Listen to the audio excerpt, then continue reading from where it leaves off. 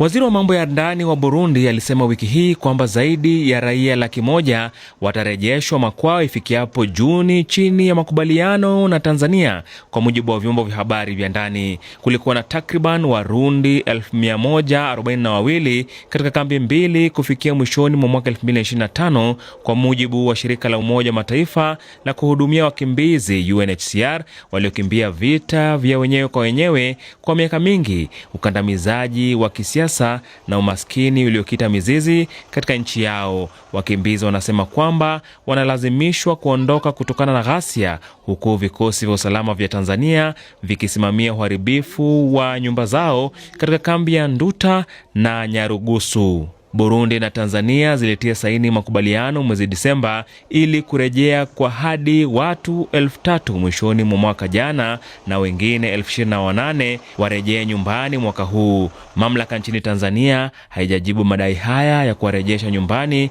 wakimbizi kutoka Burundi.